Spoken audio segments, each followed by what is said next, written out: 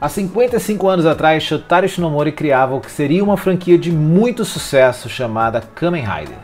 Em 55 anos, a gente nunca teve um Rider tendo a sua estreia de forma global. Estamos vivendo um momento histórico para o Tokusatsu. Então vamos agora comentar sobre o Kamen Rider Zetsu e o primeiro episódio aqui no Tokutudo. Vem comigo!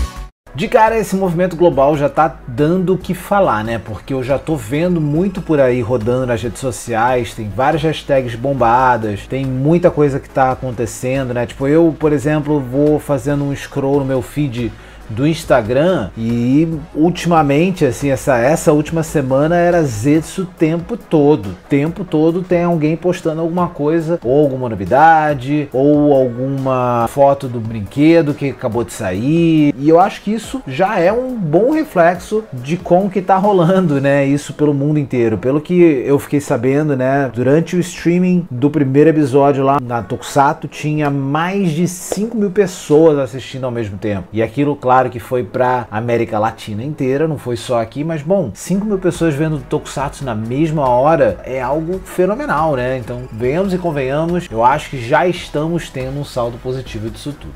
Vamos lá, começando então, a gente tem essa cena fenomenal que eles fizeram logo de cara, na abertura, que é uma cena de ação, de muita ação, com o nosso personagem principal tentando resgatar uma menina, né, que foi capturada lá por vilões nefários lá presos no seu covil. E cara, eu achei muito bem feita, foi muito bem dirigida essa cena. Se você parar pra prestar atenção em toda a ação e toda a maneira como eles fizeram acontecer em volta do Bakugo, enquanto ele tá ali centralizado junto com a menina, né? Mais aqueles efeitos também que eles brincaram, que é uma coisa muito hollywoodiana, né? De brincar com a cápsula da bala voando na tela, com os nomes e acontecendo toda aquela parte interativa dos créditos de abertura com a cena em si. Nota 10 dessa abertura. Enquanto que a gente vê que esse nosso protagonista é um cara super badass, com muita aura e muita atitude, a gente vê que quando ele acorda, na verdade, ele não é nada mais do que uma pessoa comum. Um cara bem estabanado, que parece ser cuidado pela irmã, né? Ou parece que tem uma irmã que é extremamente cuidadosa com ele, né? E ele parece já de cara, ele fala pra gente que ele é um cara que gosta de ajudar e ela fala pra ele se cuidar com relação a isso, porque ele tem o costume de se dar muito mal quando ele ajuda alguém. O que me lembra muito de um outro protagonista de Kamen Rider chamado Ryutaro. O Ryutaro é o protagonista de Kamen Rider The-No. Ele também vive com a irmã gosta muito e cuida muito bem dele, se preocupa muito com ele, e ele é um cara que é extremamente azarado também. E ó, deixa eu te dizer, tem um motivo muito relevante para eles estarem utilizando essa persona estabanada para o nosso protagonista. O Ryutaro, que é o personagem protagonista de Kamen Rider The-No, que é extremamente estabanado e muito relacionável, muito humano, é o personagem favorito dos japoneses, né? Kamen Rider The-No figura sempre no top 3 da lista de favoritos dos japoneses. Então, funcionou, vamos de novo. E Kamen Rider The-No é muito maneiro, tá? Eu aconselho que vejam, inclusive tem no catálogo da Tokusatsu. Se você é membro, você consegue ver. Eu tô vendo agora.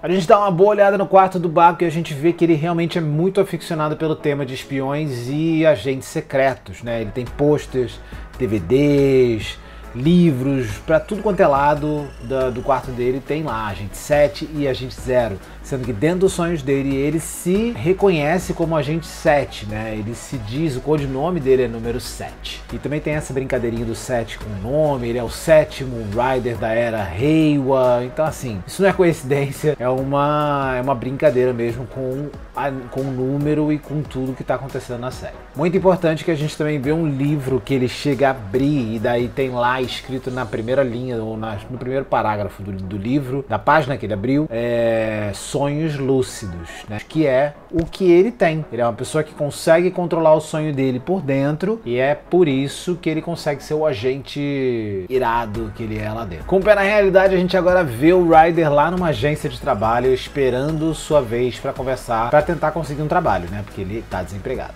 A gente vê ele numa cena muito fofa com uma garotinha ali fazendo uma brincadeirinha e daí ele vai sendo na mesa porque ele é chamado para ser atendido e ele repara que a menininha tá saindo da agência com uma pessoa que tá meio suspeita e não parecia ser a pessoa responsável pela criança. Até porque aparece a responsável depois. E isso por si só já é uma coisa bem pesada, porque a gente para pra pensar, quem leva ela é um cara, né? Tipo, é um cara mais velho levando uma menininha. Bem pesado, né? Mas é aí que a gente vê que um Kamen Rider não é um herói só quando ele bota o manto de Kamen Rider. Ele já é um herói em essência, porque ele se preocupa com a menina, vê o que tá acontecendo e ele resolve ir atrás. Ele pensa em todas as coisas que ele consegue fazer no sonho lúcido dele e fala assim, eu consigo. E ele tenta lá ir salvar a menina, porém é atropelado durante essa boa ação. E se você ficou preocupado com a menininha, se ela foi ou não foi salva, ela foi salva. Por causa da comoção que aconteceu, a gente consegue ver claramente a menininha, o cara fugindo e indo embora da menininha porque ele não queria chamar atenção pra ele, com todo aquele alvoroço que estava acontecendo ali, do nosso protagonista tendo sido atropelado, e a mãe dela aparece. Olha aí a cena pra vocês verem. Ou seja, isso reforça o que a irmã dele falou e o que ele mesmo falou no episódio 50 de Gabo, quando ele encontra com Gabo no último episódio da série, né? Falando que quando ele tenta ajudar alguém, ele sempre se dá mal. Porém, valeu a pena, não valeu? Ele salvou uma menininha de um futuro que poderia ser muito, muito, muito ruim. No meio desse alvoroço todo aí, a gente também tem um vislumbre do nosso antagonista principal, chamado Nox.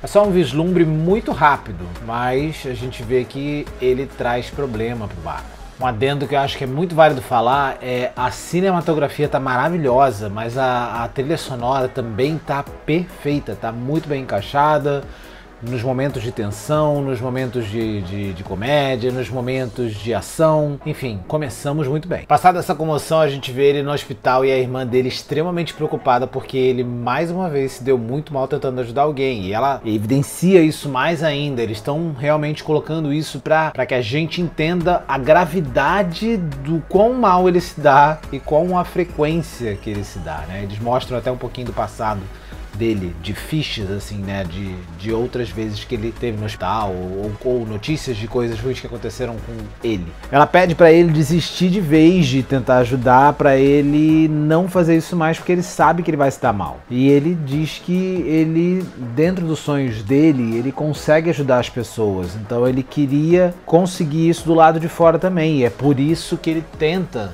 fazer o bem do lado de fora, porque nos sonhos dele ele é um herói que faz o bem para as pessoas. Ela diz para ele esquecer disso, só que aí ele fala uma coisa que eu achei extremamente fantástica. Ele diz que os sonhos não têm sentido se a gente não realiza eles.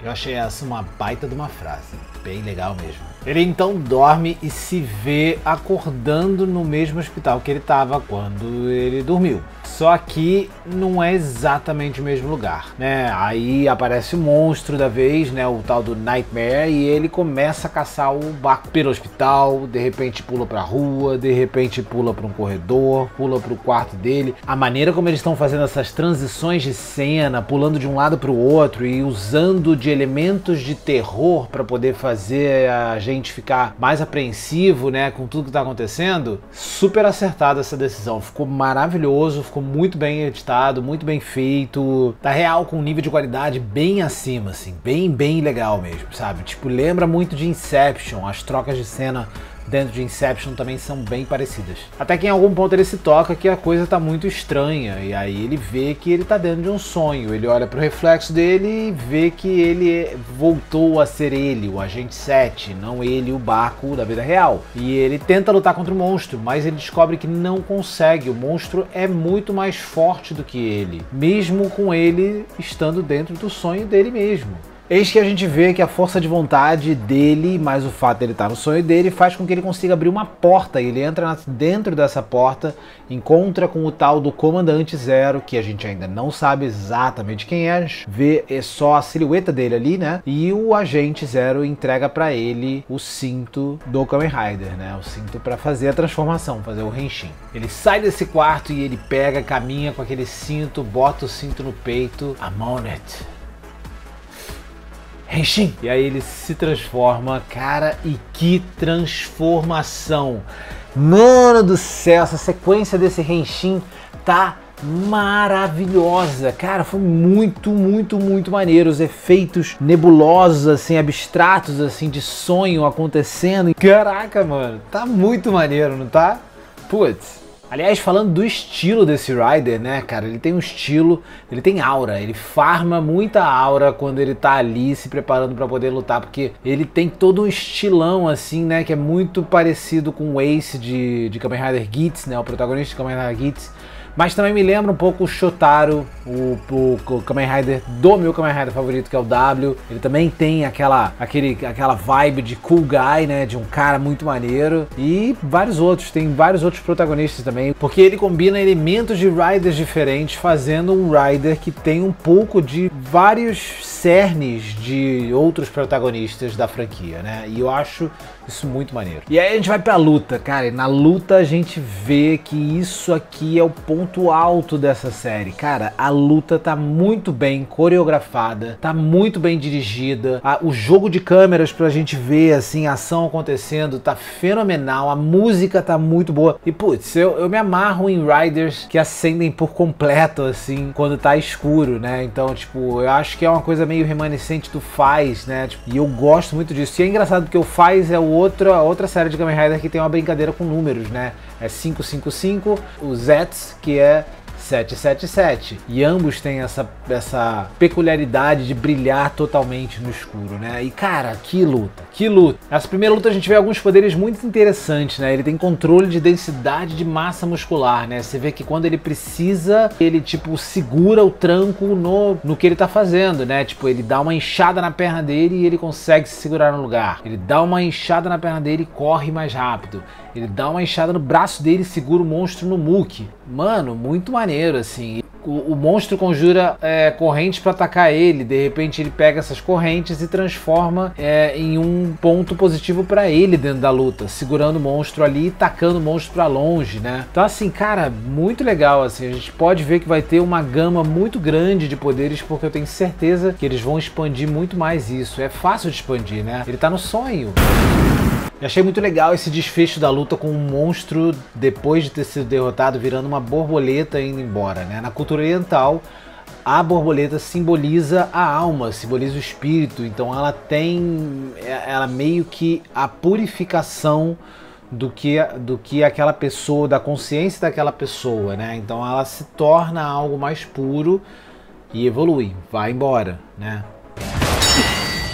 Meu Deus, senhoras e senhores, que primeiro episódio foi esse? Esse foi de fato um primeiro episódio sensacional que nos entrega tudo o que a gente precisa para querer voltar para um segundo episódio. Eu vi muito pouca gente falando que não curtiu, eu vi muito mais gente falando que curtiu muito. Eu particularmente acho que esse é o melhor episódio de Premiere de uma série Reiwa, se pá, um dos melhores episódios de Premiere de tudo quanto é Kamen Rider até o momento. Porque realmente foi muito bom, tá? Eu gosto muito da abertura do primeiro episódio de Gabo, acho que foi muito bom. O primeiro episódio de Zero One foi bem legal também, né?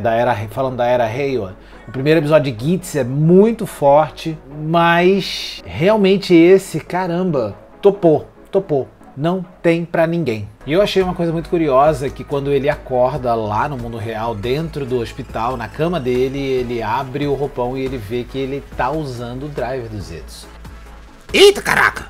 Mais uma vez a gente entra naquela coisa, né? O que acontece com ele no mundo dos sonhos, existem consequências para isso no mundo real. Eita, caraca! Vamos ver no que isso vai dar. Será que esse driver agora é um elemento de suporte de vida dele? Eita, caraca! Será que ele morreu de verdade e o driver trouxe ele pra vida?